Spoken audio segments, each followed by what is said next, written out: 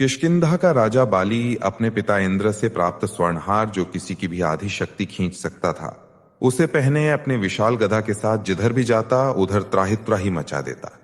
यहां तक कि रावण तथा अन्य राक्षस भी बाली के नाम से ही थरथर कांपने लगते। इस पर बाली को लग रहा था वो अजय है, वो संसार में किसी को भी हरा सकता है, और इसी अहंकार में उसने महाबली हनुमान जी को युद्ध के लिए ललकारा और उनकी आधी शक्ति अपने अंदर खींचना शुरू कर दिया। पर उसे शायद हनुमान जी के अपार शक्ति का अंदाजा ही नहीं था कि वो अपने ही काल को ललकार रहा है। दरअसल बाली, जो इंद्रपुत्र होने के कारण अपार शक्तियों का स्वामी था, उसका सबसे ताकतवर अस्त्र था उसके गले का वो स्वर्णहार, जो उसे अपने पिता इंद्र से प्राप्त हुआ था। वहीं हनुमान जी ऋषि के श्राप के कारण अपने शक्तियों को भूले सुग्रीव के मंत्री के रूप में कार्यरत थे। हनुमान जी अपना ज्यादा समय पहाड़ की कंदराओं में राम नाम जप करते हुए बिता रहे थे, और बाली भी किष्किंधा की प्रजा का उत्तम प्रकार से देखभाल करते हुए शासन कर रहा था। पर इसी बीच राक्षस राज रावण ने कुछ ऐसा किया कि बाली एक अच्छे शासक से अहंकारी वानर बन के रह गया।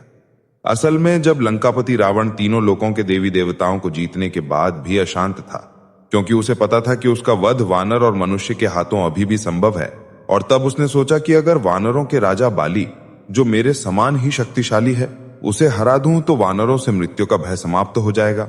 और तब रावण अपने पुष्पक विमान से समुद्र तट पर संध्या वंदन कर रहे बाली के समक्ष पहुंचकर युद्ध के लिए ललकारने लगा।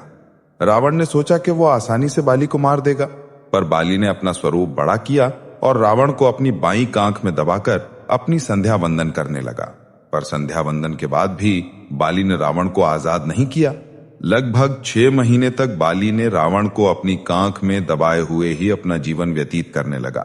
बाली के उछल कूद में पैरों से टकराते, पहाड़ों से रगड़ खाते, पूरे 6 महीने तक बाली ने रावण को इसी तरह अपनी बगल में दबाकर घुमाया, और जब रावण ने इस पीड़ा को सहन नहीं कर पाया तो वो बाली के समक्ष गिड़गिड़ाते हुए क्षमा मांगने लगा। इस पर बाली ने दया करके रावण को मुक्त कर दिया, पर चालाक रावण ने बाली को अपना मित्र बना लिया। अब रावण जैसे महाबली को हराने के बाद बाली का अहंकार चरम पर था, और वो हर जगह कहता फिरता, इस संसार में ऐसा कोई नहीं जो मुझे परास्त कर सके, मैं सर्वशक्तिमान हूं, मैंने रावण को भी हराया है। उसकी यह अहंकार पूर्ण गर्जना जब बर्दाश्त से बाहर हो गई तो जामवंती से रहा नहीं गया, और उन्होंने क्रोध में बोला, हे वानर राज, आप अहंकार वश खुद को सबसे शक्तिशाली बता रहे हैं, पर असल में आपकी शक्ति हनुमान के सामने कुछ भी नहीं। इस पर ठहाके मारकर हंसता हुआ बाली बोला, कौन वो हनुमान? उसके पास शक्ति भी है? जानकर आश्चर्य हुआ, वो तो हमेशा गुफाओं में मुंह छुपाए राम राम कहता रहता है, उससे मेरी क्या तुलना। पर जामवंत, तुम कह रहे हो तो मैं उसकी भी जीवन लीला समाप्त कर ही देता हूं।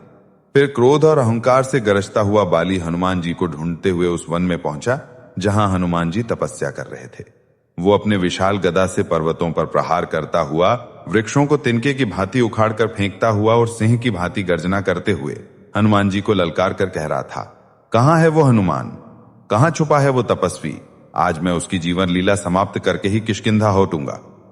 इधर शांत वन में, जहां केवल पक्षियों का कलरव और झरनों का संगीत था, पवन पुत्र हनुमान एक शिला पर बैठे राम राम कहते हुए ध्यान में लीन थे।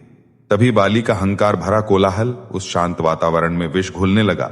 वो गरज गरज कर कहता है, कोई है जो मुझसे युद्ध कर सके, कोई है जो बाली को परास्त कर सके। हनुमान जी ने पहले तो उसे अनदेखा करने का प्रयास किया, क्योंकि उनकी तपस्या में विघ्न पड़ रहा था, परंतु जब बाली उनके समक्ष आकर उन्हें युद्ध के लिए ललकारने लगा। तो पर दीपक भाई एक बात बताइए, जो आपने